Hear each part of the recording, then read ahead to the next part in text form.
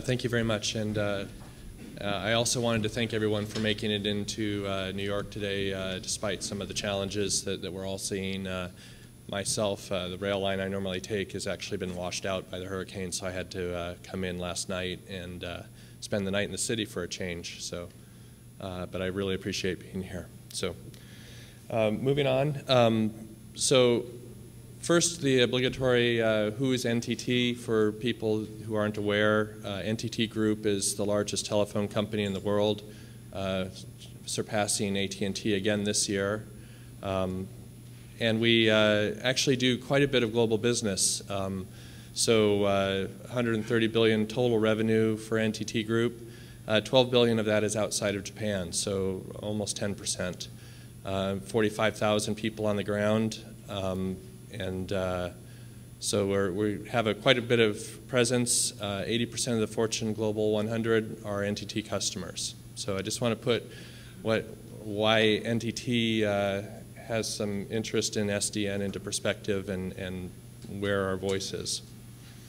So NTT Group has been working to kind of standardize among all of the group companies a global cloud vision. And NTT Communications, which is the overseas data communications and the IP infrastructure provider, has come up with a global cloud vision that revolves around really leveraging our global infrastructure, looking at ways that we can utilize our global data center and network infrastructure in more creative ways to develop new services for our customers. And then leveraging other NTT Group assets like our Integralis Security and other companies to provide a complete end-to-end data services package for customers. And SDN is one of the key parts of us being able to do that. And there's several reasons for that I'm going to go into. And then I'm going to go through some of the use examples that we see for SDN in our data services. So what are our expectations for software-defined networking? Software-defined networking is a relatively new concept of realizing network function in software rather than waiting for particular hardware implementations for new services. So from our perspective, this is something that we've been doing in one form or another for quite a while. Just to kind of go through how we've always been able to scale and automate our network, we today, and for the last 10 years, have been doing all of our configuration for network equipment for our global IP backbone offline through a configuration system with home-written element managers that allowed us to push configurations out into networking devices so that we could standardize all of our operations. We could scale to the second largest IP backbone in the world with a very small staff from an operations and engineering perspective. We did that by writing software that would be able to take our routing policy and convert it into the correct policy language for a Cisco router or a Juniper router and move that out into the network devices automatically. So daily updates could take place without any sort of operator intervention. The problem with that approach is it's very labor intensive to keep up those software or the element managers for all those devices. So that's where we see SDN to provide a huge advantage for us. Is there's going to be more standardization now on how we can actually interface our automation systems with the actual network equipment. So we see several advantages for that from a business perspective. I'm not going to go necessarily into technical use case analysis and protocols, but from a business perspective, we see that this is going to allow us to shorten time to market for new services, because now instead of having to either write our own element managers to allow customers to interact with our network in new and interesting ways, we're going to be able to focus just on the customer interaction portion of that, and there will be standards for how we can program the network to respond to those customer interactions and redefine or reconfigure the network in a way that the customer wants. We're also going to be able to differentiate ourselves differently from other service providers rather than being strictly a commodity where everyone provides a very similar service. With software-defined networking, we'll be able to develop new services that may be unique for customers, either targeting a particular customer vertical that has a unique requirement, and being able to tailor the software interaction from that network to our network in a more appropriate manner, or being able to differentiate our service from other providers that are using exactly the same network hardware. So, finally, Capex and Opex reduction. I mentioned already that from our current way that we run networks, we've had a massive Opex reduction by making a very small staff be able to manage a very large network through automation. We expect that to continue now in the data center field, where traditionally we've leveraged that in our wide area networks. With OpenFlow being able to automate data center networks much more easily, our staff will be able to handle larger and more diverse data center networks for our customers. Capital reduction, we're still kind of waiting to see if that's going to actually play out or not, and when the scale of OpenFlow switches actually reaches the point where we see them as a commodity. Today, that's what everyone believes will happen, but I'll be honest, we haven't seen it yet. So I'm going to go through a few use cases. Again, some of the benefits of SDN. Before our data center network, even for cloud services, we had an operations staff that would, when we have a new, even a virtualized cloud customer, needs to go in and set up a network environment for that customer, either for the initial set of VLANs and machines, or to be able to customize the network in some way for the customer solution. With SDN, we have a much shorter lead time now. We have a software controller that allows us to set up a network environment automatically through the customer provisioning process, where the appropriate network ports are configured and pooled together for customers to be able to use in whatever manner that they actually need. That also includes being able to leverage the device pools for appliances, network appliances, load balancers, and firewalls, and configure those devices in a way that meets the customer solution requirement.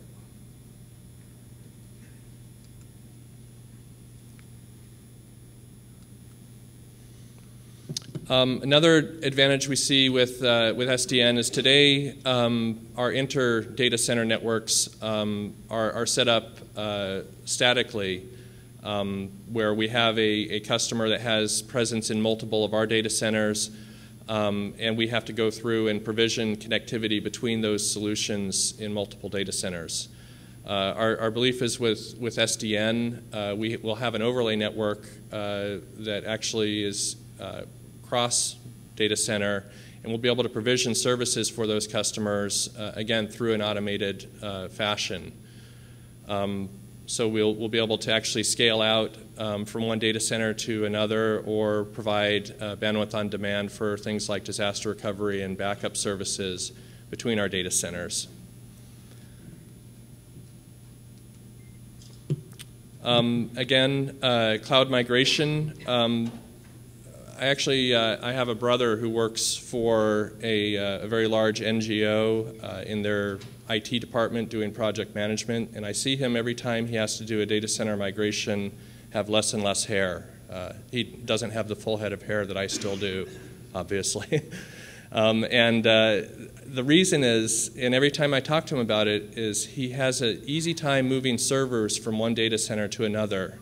It's the network that always seems to have problems keeping up with where the servers are, with the configuration of the network that's required in order to have those servers communicate appropriately with their back-end resources and with their customers. With SDN and the ability to automate network configuration changes, those migrations will be much more clean and orchestrated in a step-by-step function that's not going to drop customer service. So actually, I do want to say a little bit more about what we're doing from a global cloud vision today. We've actually started deploying what I believe is one of the first private cloud services utilizing OpenFlow and SDN infrastructure. We have it deployed today in Hong Kong and Tokyo with services in East and West Coast of the US and Europe following later this year. And what we're doing with that is actually deploying OpenFlow switches in our data centers with a OpenFlow controller and tying the orchestration of our customer portal and cloud controllers into that OpenFlow controller to completely automate the OpenFlow network for our customers as they spin up and spin down virtual machines. Yeah, go ahead.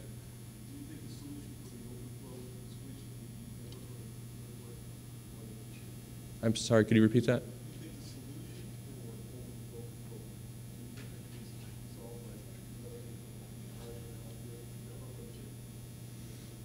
No, I don't believe that OpenFlow controllers should be proprietary. I think that that's going to be one of the places where open standards are necessary, because we're looking at needing to have an API from our cloud controllers into an OpenFlow infrastructure that allows us to create some very common interfaces or common requests. So the OpenFlow controller we're using today is from a particular manufacturer, but our goal is that there will be a standard API from our cloud orchestration systems into that OpenFlow controller to make network changes. Today we're doing the OpenFlow within the data center network from our cloud orchestration.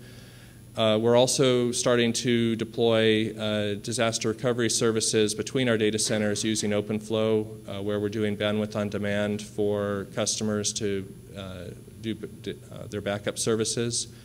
Where we see this going for our customers is we want to be able to actually create an API into our cloud and network services so the customer can have control over those resources themselves. So when we have enterprise customers that have on-premise equipment that is in their own premise data center and they want to be able to scale out into one of our data centers, we want the APIs to exist that they can do that in an automated fashion from their own orchestration system. Whether that means putting virtual machines between data centers in the same VLAN segments, pushing changes for how the public accesses those machines from one data center to another in an automated fashion. Our goal is that we'll come up with a set of APIs that customers can do all of that in an automated fashion, and our operators don't have to actually touch the equipment in any way. So I think that's really where SDN is going from a service provider perspective, and where we're going to see advantages for service providers in the future with SDN. So any questions? Yes? Can you say where your OpenFlow controllers are that you just talked about in that last example? Where are they located? So we have OpenFlow controllers for the local data center network in each data center in a redundant. Are they talking to each other? Yes, and then we have an OpenFlow controller, kind of a master OpenFlow controller that is handling the inter-data center network and pushing some of those changes. The communications between the OpenFlow controller takes place at our OSS layer. So it's not actually the OpenFlow controllers communicating directly with each other, but with our higher level orchestration communicating with the OpenFlow controllers in the way that they need to in order to set up the networking. Thanks, because I was just trying to make sense of the last comment that the gentleman from IBM had, which said you have those OpenFlow controllers all very distributed across the world. Sometimes it might be latency. Right. So the way we do it is our OSS system is kind of spans all of the data centers and communicates with each other. There is an OSS, what we call NBOS, is the system name that's in-house written. There's an instance of that in each data center that's communicating with the OpenFlow controller. So all the in-data center communications is very low latency. When a service needs to be set up between two data centers, then the OSS systems communicate and set up the appropriate coordination between the OpenFlow controllers.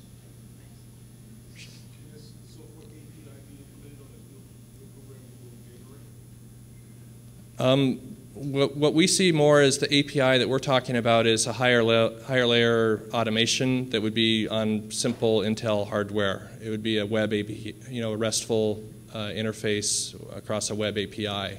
So customers will be able to call functions to initiate services on our network or modify the parameters of those services, like they would today from a cloud controller perspective. The interface between your OSS and the controllers that are in the data center, since you developed the OSS and you're using a vendor for the data center controller, how did you get the interface between your OSS and the controllers to be open and comfortable with how that's compressed? I would say that I don't have all of the details of that. I will say that the OpenFlow controller that we're using is from NEC, and they provided an API for us for how to interact with that OpenFlow controller. I don't believe that there's actually a standard, excuse me, yet for that. Excuse me. Excuse me. Sorry about that. I don't believe that there is yet a standard, but when there is a standard, that's where we will look to standardize. Obviously. There was a question over here. Do you use OpenFlow just for data center connectivity, or do you have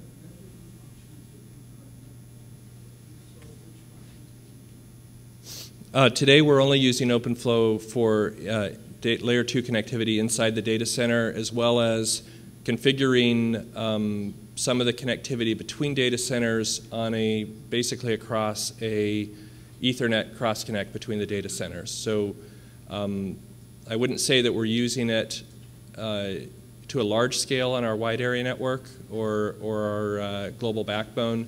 We've created an overlay network that is utilizing OpenFlow to create the correct paths and services for customers. Doug, I have a question for you. Sure. Okay. I'll repeat it then. What release of OpenFlow are you using right now, and what features are you looking for in the next release? Okay. The question is what release of OpenFlow we're using. For this service, we're using NEC switches, and they have OpenFlow 1.0 today. We're actually looking very much forward to the upgrade to OpenFlow 1.3.